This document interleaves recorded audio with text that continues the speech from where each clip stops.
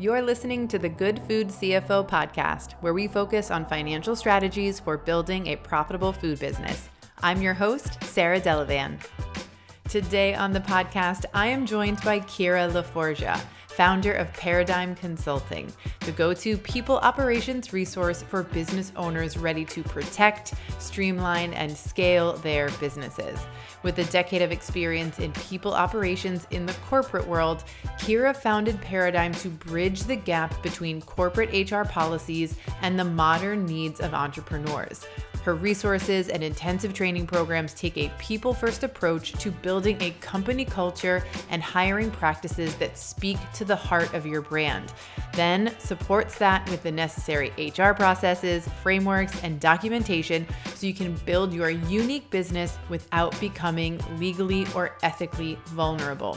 We're talking about when to hire, how to determine what role you should hire for first or next, Kira's three-pronged test for determining if a contractor or employee is the right fit for the job, the cost benefits and long-term business benefits of hiring employees, and so much more.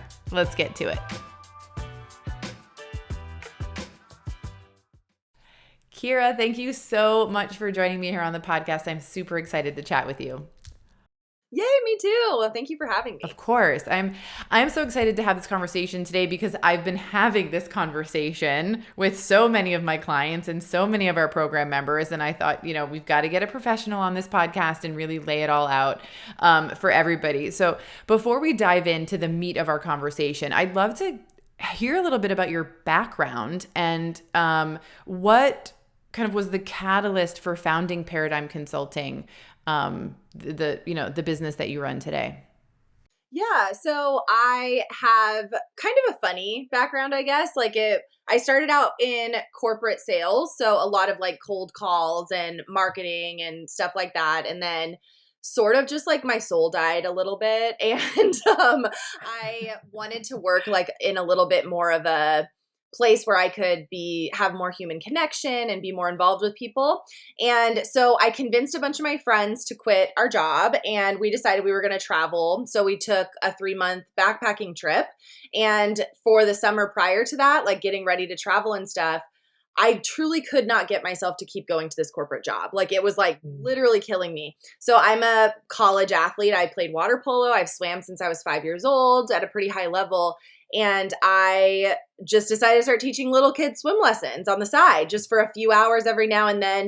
I had a master's degree. It was totally just something for fun. All my coworkers were in high school. It was great. And so I basically just started teaching. And then once I got back from traveling, the company reached out to me and was like, well, what do you think about being an operations manager? And I was like, well, I went to business school, so sure, I'll try it, and decided to take this risk in this definitely lower paying job, but in a smaller business instead of going back into that corporate sales environment that I was planning to start another job right away. Right. So it was a really tough decision, but I wanted to do something that felt good at the time. Coming back from traveling, you want to kind of keep that high going, I guess. And it was the best decision I've ever made because over time I have absorbed 5 other high-level management positions into one. So I've been able to stay with this small business environment, running multiple locations here in San Diego without having to sacrifice the pay that normally comes with small business by creating efficient systems and really just financially savvy programs so that I could just take all this, I guess, little things from other people and become 5 people in one so I could stay working in this environment.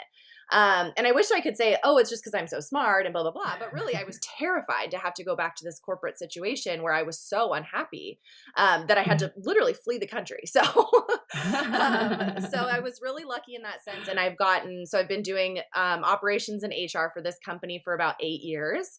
And so I've touched every part of that, from the finance aspect of things, which we're going to talk a lot about today, and also the people aspect, leadership, mentorship, developing talent, and really taking a hard look at numbers while still maintaining the human side of business. And then Paradigm started in COVID because I had a few months off, and I'm not really a person that likes to just sit around and garden all day, although I did do plenty of that. And I really found that female business owners need that balance. So there's somebody that can come in and really help you figure out how to have, I'm trying to call it more people operations versus HR consulting, because these are small teams that revolve around the people. So it's been super fun, and I've met so many amazing people, and I just think women need a little bit of support in this area. So especially in business and small business owners in general, just without having to take on that corporate mentality. So that's how I got here. It's amazing. Thank you for sharing that. I think so many of us who are creating businesses of our own, we do it. We're very purpose driven, right? And we've found our way to this place through very unique journeys. And so thank you for sharing yours. It's always so fascinating to hear. And, through my consulting firm, we work primarily with female founders. It wasn't an intention in the beginning. Our intention is to support good food businesses. And it just so happens that there are a lot of good food businesses founded by females. And they're doing amazing things. And so many of them are building brands, and they need to build teams to support those brands, right? And to support their growth. So my first question for you is probably a big one. How do we know when it's the right time to hire, and for what position? Because, and I guess I'll frame that with whether you are a food business owner or an online business or whatever, right? You generally start as one person and you're doing everything. So when is it the right time, and what's the first position you hire for? Help us gain some clarity around that if you can. I mean, it's different for everyone, of course, but I think that if you're starting to see a trajectory of upward mobility in your business, even if you haven't quite grasped that yet, like you're not hitting those huge number months, but you can see those referrals coming in, you can see that sales start happening, that's when you need to think about hiring, because you don't want to wait until you're drowning in work to then try to figure out how to be a manager and a leader and to find out what payroll means and to not get sued, So again, We're not going to try to scare anyone or anything, because you can be really responsible and do a really good job of this with a low lift kind of aspiration. But there's a lot of, I always just want to tell women, just consider when you're working on your business that someone else should be able to do these tasks. So how can you do it in the best possible way that you can duplicate yourself and find someone to do those things? And think about it as, I'm about to get really busy. It could take you a couple months to find the right person. So don't let that be the bottleneck for your growth, and just start to think about that big picture. And generally what I say to do is to split your business up into what you think would be your departments. So we call them the paradigm pillars. They're just 4 basic things. Instead of doing departments like in corporate, sales department, marketing department, all these other things. It's simply just your communication. So what is your mission, your vision, your values, how you're communicating with your clients, even just as simple as how you're keeping track of your appointments, how people are scheduling things, that kind of thing. Yeah. That's the first pillar. And then after that, we have the marketing pillar. So that's the social media interaction, or the actual sales, the sales calls, those sorts of things, and advertising. And depending on what industry you're in, that can look really different, but it all falls under that marketing pillar.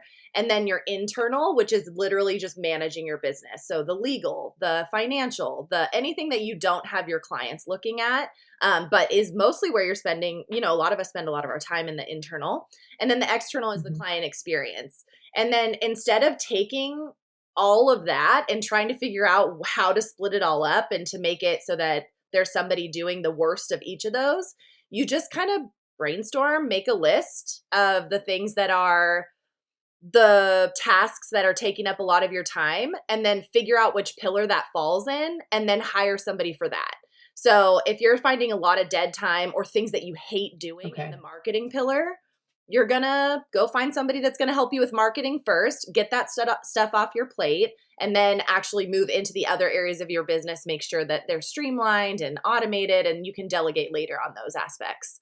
But it generally ends up being a great situation because my thing is you always want to try to make things as fun as possible because we want to do things that are fun. And so we end up being more successful at those things. So I say, try to get rid of all the stuff you hate the most first, because if you can get that off your plate and suddenly you go from doing only 75% of things that you love, and now you've delegated that last 25% and you're literally doing 100% of the things you love, like that's the dream. So, and I think it's important for long-term sustainability too. So that's how you make the decision of who to go with, but it is different for everyone because we've talked about this, like the spreadsheets are not my favorite. But they are your favorite. So we would hire two different people, but they would make the same impact. So it's fun to figure out what those things look like and, kind of how they fit for each individual business owner. Yeah. I love that advice and I love those 4 pillars so much. So, and I also love this perspective of like, think about the big picture or the future of your business as well. And think about, then start thinking about those 4 pillars and building. I think so many people just sort of like, as you described, you're panicking, you're overloaded. You're like, I need help with this thing. And it's sort of just a quick fix that you're seeking instead of having a real strategy about how you approach it. So when we think about building a team, I know a lot of people think about contractors, we think about consultants, we think about employees. And I wonder if we can talk about each of the ways you could build a business and maybe not necessarily the pros or cons, but just some information surrounding each so we can get clear on maybe how they're different as we go about making these hiring decisions. Yeah, that's a great question. So I always just try to explain to my clients that a contractor is like an expert that comes to you in a pretty little box that's ready to go on your project. So you don't have to invest time in training them. Like maybe you give them access to a LastPass or, something like that. You guys do a quick onboarding for a few minutes, like nothing major, but they're ready to go. They're off and running just the same way that you or I are hired as a contractor. We're an expert in our field. So yeah, we're going to plug some of those holes and we're going to help you with that strategy, but it is a project. So it's not something that's long-term for your business. So if you are unfortunately in a situation where you're drowning and you're like, I need help, it is okay to use a contractor to help you bridge that gap. And it's not irresponsible or throwing away money or anything like that.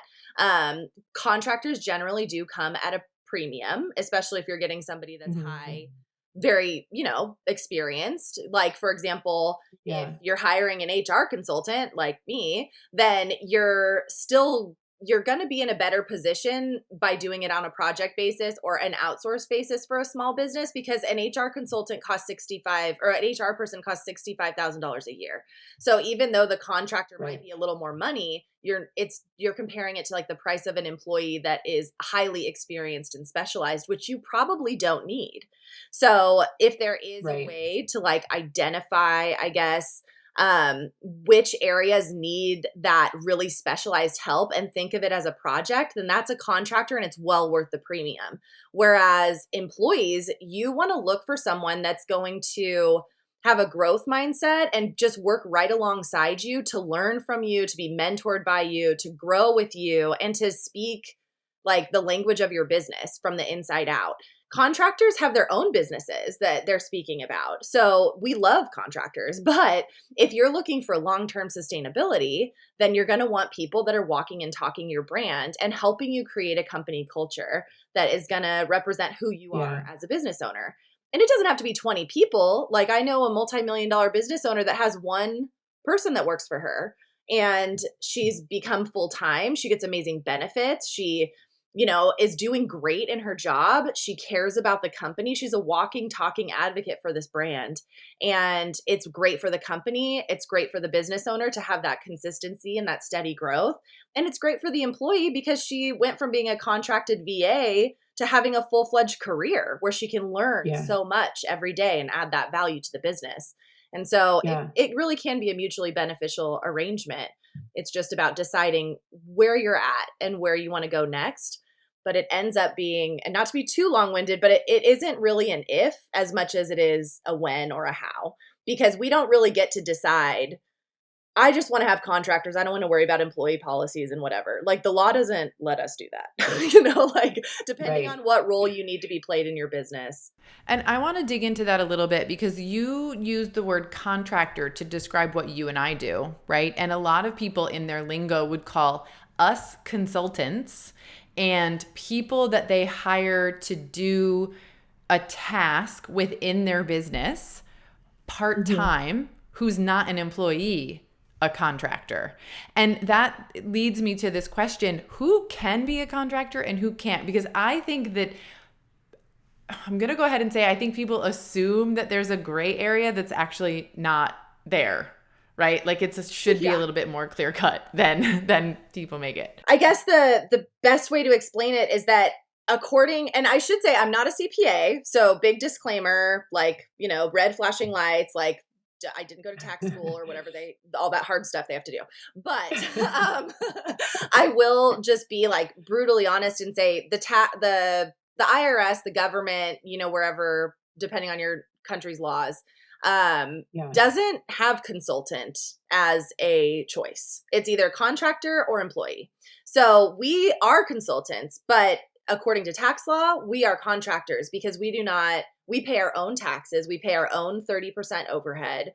We run our own businesses. We have our own pillars, so it's less about the nomenclature and more about the result, which is that we are not going to take on the voice of a brand with the exception of how it's helping us get our project done. And then we finish our task and then we move on to our next client, or we have multiple clients going on at once, or whatever. Whereas an employee is really embedded into your business. You can actually you're a lot more protected because of employment law in regards to like NDAs or non-compete clauses, actually having outside work so that there's no conflict of interest. You're not working for two different companies and getting paid to be a social media consultant and just repurposing your content, that kind of thing.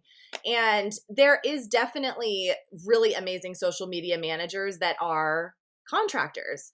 And many of those social media it really does come down to ethics, because if the social media manager is being treated like an employee, then the employer should be paying those taxes for them. If you're expecting your contractors to work at a certain time and be at meetings at a certain time, understand your company policies, even following your SOPs, meeting KPIs that are really specific, or you're setting their rates. Those are all things that we do with employees. Contractors set their rates. We get to decide based on, they fight for our business and we decide who's the best fit for us. So it really does become an ethical thing, because if you are hiring a person that identifies as a contractor that's in the United States, and then you decide to treat them as an employee, it could just be that contractor isn't educated enough to know to advocate for themselves, because it's not right to expect contracted employees or contracted hires to be treated like employees and to fulfill those same expectations. And also, it does take a little bit.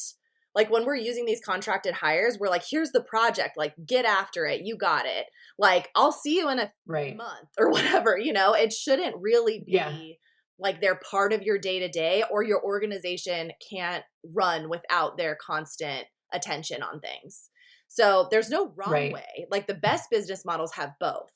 And I think that's a great way to do it, and it really helps to like understand and to kind of let go of that control as a solopreneur. Like, okay, well, I'm going to try to save money on this. I can figure this out, and try to think of how you can make it as easy as possible for yourself, because it's really not your choice. Like if you're ready to build something sustainable, it's time to get those employees on board.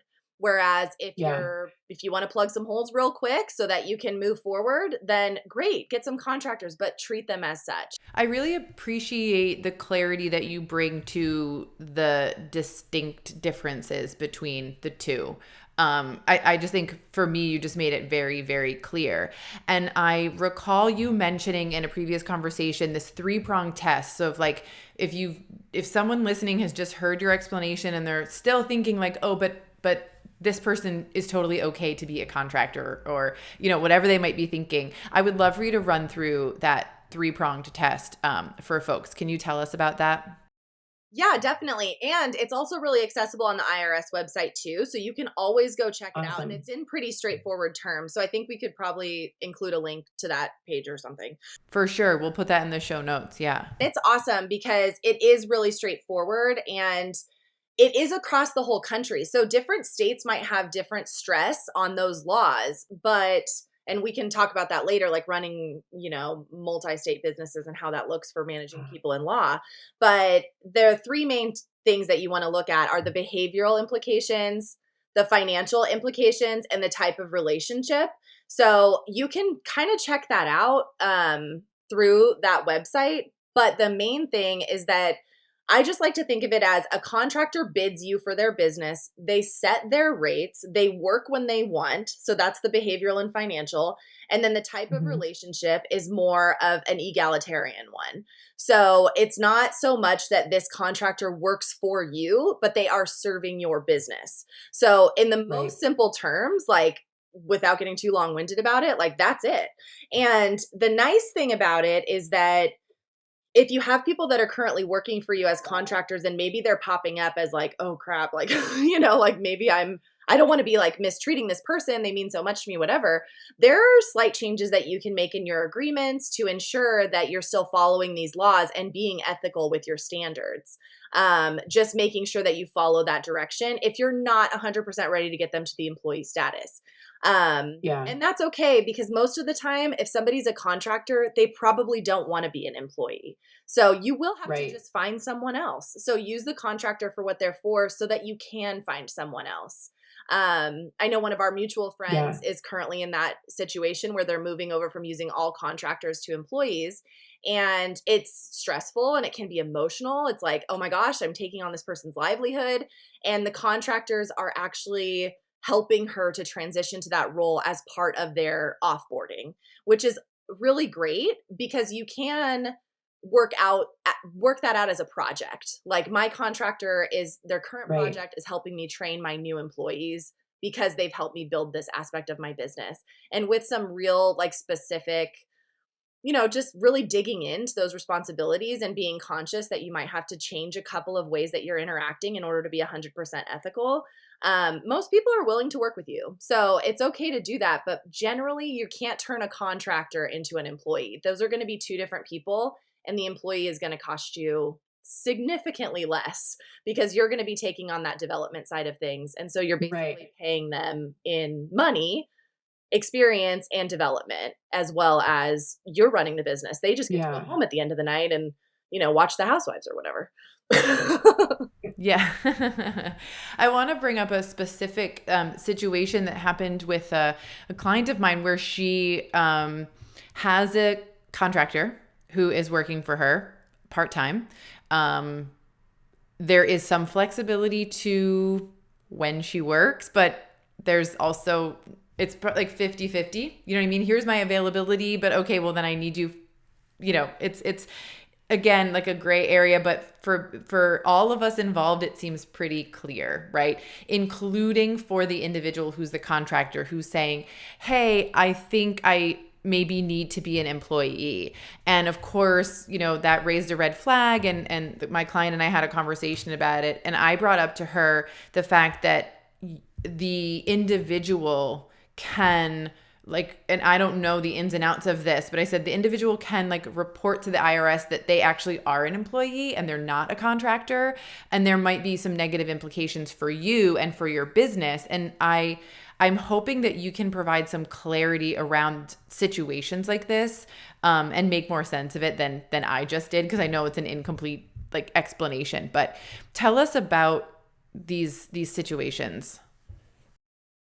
Yeah, I mean, the number one thing is as the business owner, you really do want to come at these situations with compassion and understanding first, because just like anything else, you have somehow become a manager of this individual. And that means that you have responsibilities to their well-being, whether you're paying them as an employee or not. So if you're able to come at the situation with some compassion and not defensiveness, and just taking it as a challenge to like, okay, I'm going to make the proper changes because I found this amazing person that's helping me move my business forward, then you're going to end up in a great situation, because that person is going to be more understanding. They're going to feel advocated for, and they're not just going to turn around. So generally what happens is they get a huge tax bill at the end of the year, and they're like, what the heck? I've been getting paid like this the whole time, because not everybody is going to sit down and talk about this. And then they report it to the IRS. There's actually a lot of resources in that, like throughout the IRS and even the labor board, for employees to report this kind of misclassification. So granted, we don't want to create a situation ever where something unethical is going on, let alone illegal. But if something like that is happening, it's best to just be open-minded and take it on with a growth mindset yourself, and try to make those appropriate changes, even if it is inconvenient.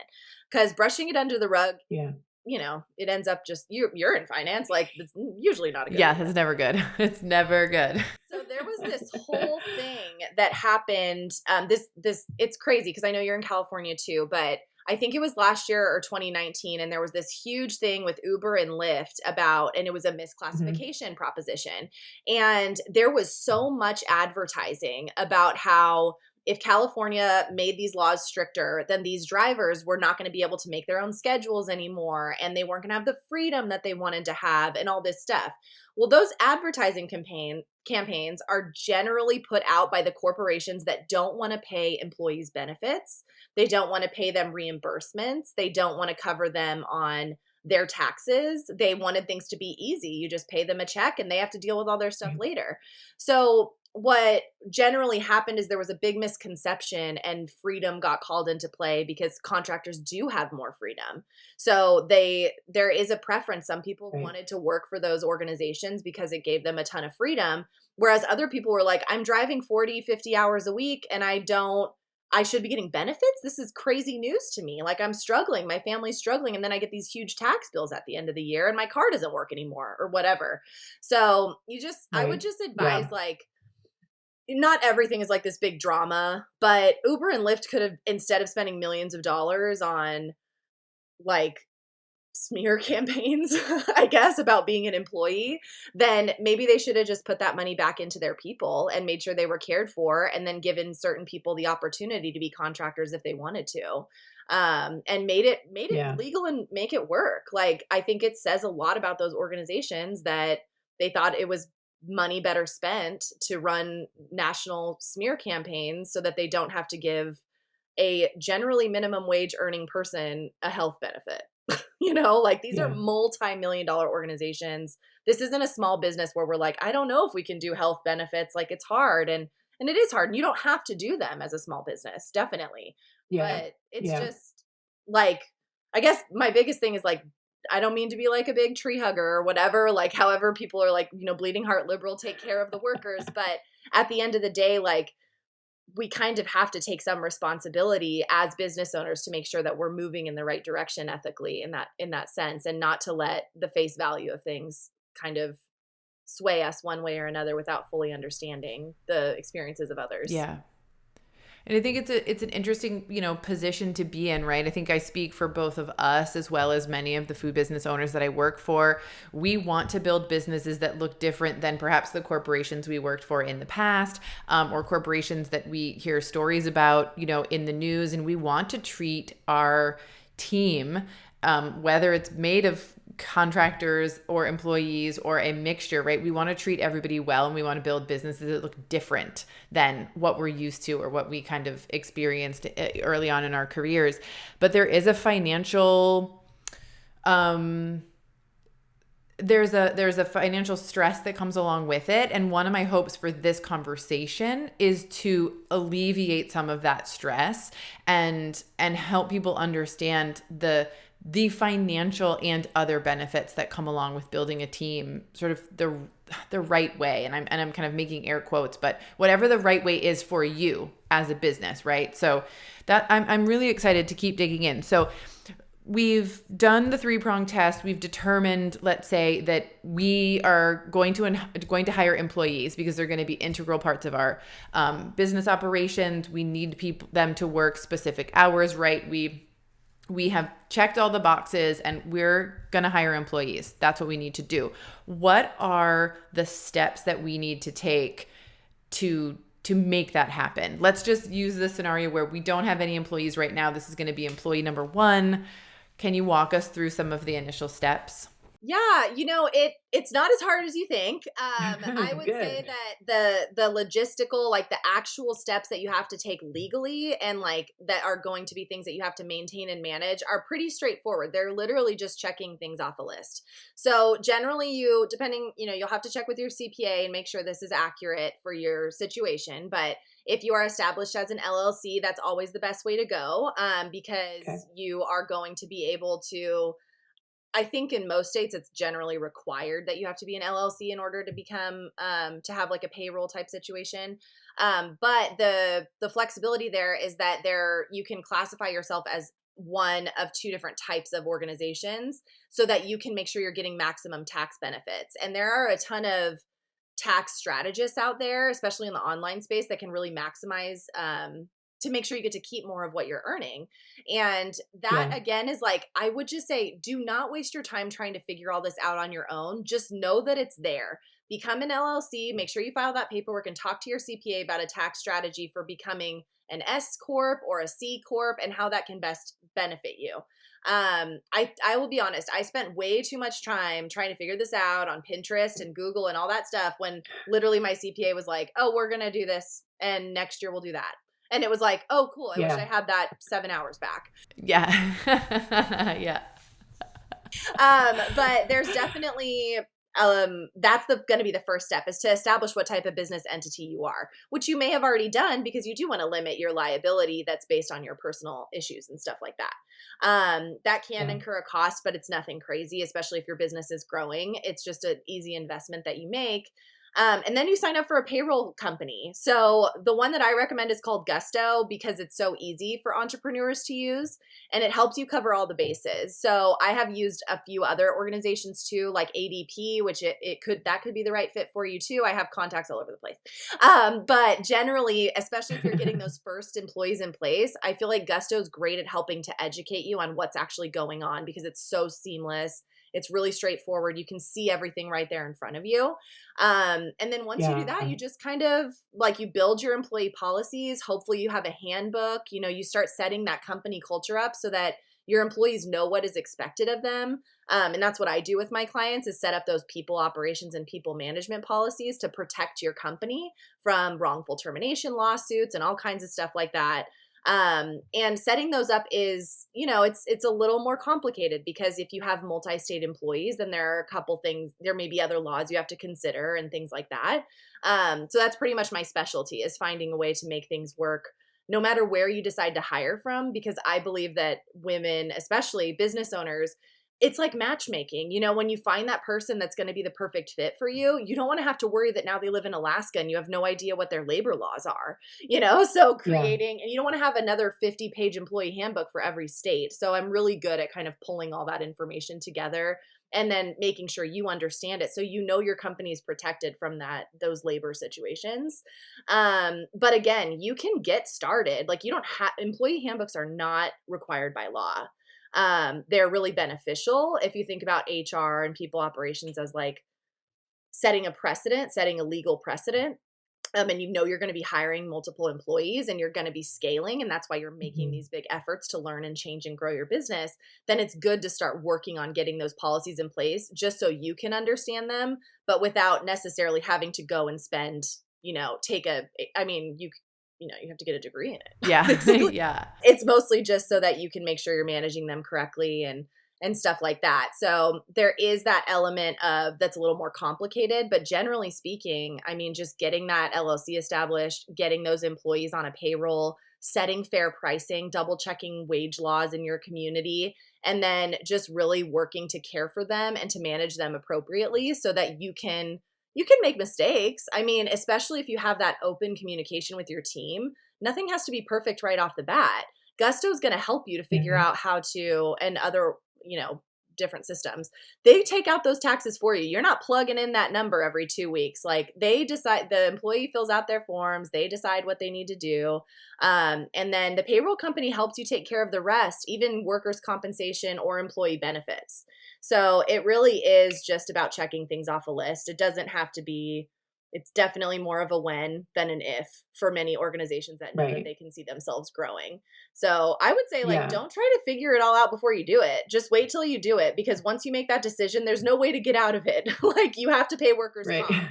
There's no way to get out of that one. Things like that. So if you spend too much time worrying about it now, then it's all going to be different when it comes to you too. That's why I can't give you real specifics, because every business is different. So those quotes, those prices, things like that are going to look different.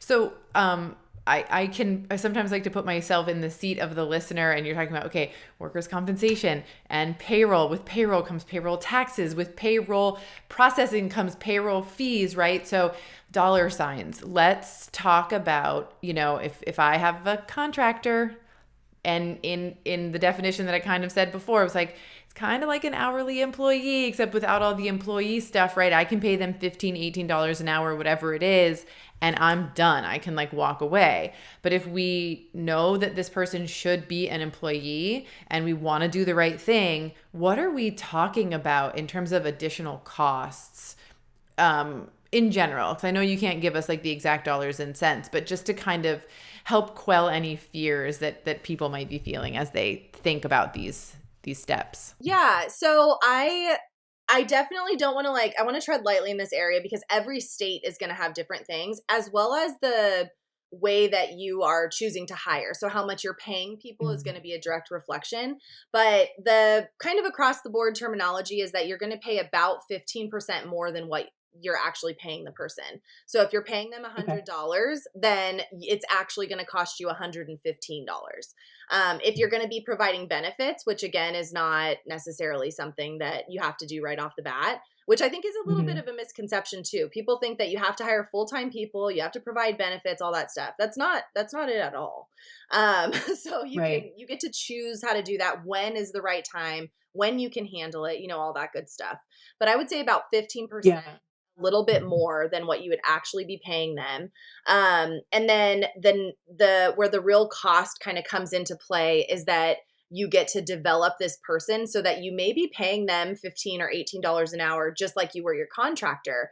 But that hour is going to look a lot different in their first few weeks or their first few months, the way your contractor was working, than it is in a year, when they're walking and talking and speaking your business and bringing clients in themselves, and supporting you and creating a moral support environment, which is really important for women leaders.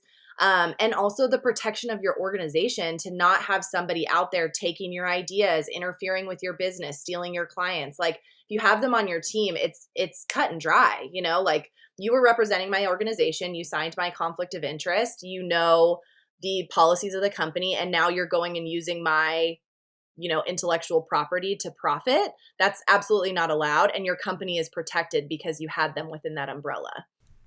Yeah. I think that's important, because the audience listening to this podcast are food and beverage business owners, right? These are unique recipes, unique products, unique business models in some instances. So thinking about it from that perspective, I think, is really important. And then going back to this idea of, employees versus contractors in terms of how they represent your company and how they feel as a part of your business, I think is really big. And I can only speak for myself here, but, as my consulting business grows, I want to help more businesses. And that means having a team, right, to support. And I want every interaction that any of my team members has with my clients, on my client end, I want it to feel like they're talking to me. I want it to be this seamless, conversation, seamless, like we're just one person, that is interacting with the clients, regardless of if it's me or, one of the other people on the team. And I've never felt like I could do that with a consultant or a contractor, right? I want a team. I want to have those people. So learning from you and hearing about that, and just all that goes with having employees can seem a little overwhelming at first, but then there's this point, at least for me, where it turned exciting, where it was like, what will the culture of my business be? And how do I want to create my workplace, whether we're virtual or eventually someday all sitting in the same room, right? What does that look like? And I think it's a really exciting possibility. So for folks that are interested in learning more about the services that you offer, tell us a little bit about specifically how Paradigm Consulting can help business owners. And then after that, tell us where folks can learn more about you and the services that you provide. Yeah, so I think that I generally like to interact with people a lot on Instagram because I feel like it's really, I like to ask a lot of questions and like dig into whatever they're working on or whatever. But since I generally help female entrepreneurs, but in all industries. And I think that that's really fun. But I think the biggest thing is that we're trying to not create corporate environments for our small businesses. A lot of us ran like hail away from those places. Yeah. Yep. So if we're able to the first step is always to make sure that we're understanding the company culture that you want to have. Because it is really within you as a business owner, not to sound too crazy or woo woo, but how do you work best, Sarah? How do you manage best? Do you want to manage or do you want to be more of a mentor to your people? Then we might want to think about a business model that enacts somebody that's doing the managing of the employees for you. And that's a position that you get to decide that you're going to build. So my services are really interesting. Well, I think they're great. I think they are too. They're really interactive in that way because you are planning out not only the mushy gushy, what kind of environment do I want to be in? What kind of boss do I want to be? How bossy do I want to be? How much of that is not going to be my responsibility, but also the multiple stages that your business is inevitably going to hit. So we do a 3-phase org chart where you're at now, what quick steps we're going to take to get you to that next level, and then making those replicable positions so that you can continue to scale. So it's literally rinse and repeat. I know I need another financial analyst. I don't know. That person always helps me. I have too many clients. We need another financial analyst. Put out the ad. We have the job description. Let's meet some people, find the right fit, put them in the job. Training is done. Okay, great. Now we took on more clients. Oh no, we're growing again. We need another one. So it makes it a really understandable and visual process. And then essentially just taking all of the policies that are really going to help protect your business and creating, I like to call it a policy handbook instead of an employee handbook or something like that, that will protect all of that stuff without really sacrificing the voice of your brand. So I have a client that is very anti-bullying, and in a standard employee handbook that you would download from somewhere, that is a few $100s, then you're not going to understand half the words in there, and they're going to be for corporate. There's a lot of the policies are really oppressive, and they're not laws. They're just policies that the corporations have been making us think we have to do because they're upholding the status quo, which that's a whole other situation. But but they're not, it's not legal, it's just the way that our companies are built. So you could have an employee handbook that has 10 pages in it. It doesn't have to be 100 pages. It doesn't have to be, but it'll, like I was saying, for my client that is really anti-bullying, that's a huge theme in her handbook. Instead of saying we have a standard non-harassment policy, it's no, if you bully someone, you not only will you lose your job, this company is protected against those actions, and we stand for this. So it's not just don't do it. It's we stand for this as part of our company mission. And then you have a whole bunch of people that are literally running around speaking your mission. And that's how you make impact. And that's what we all want to do, make a positive impact. So weaving that culture and that planning into your policies is not only possible, but it's necessary unless we just want to keep replicating what's been going on for however long, which more respect to you if that's your plan, but I can refer you to somebody else that might be a little better at that.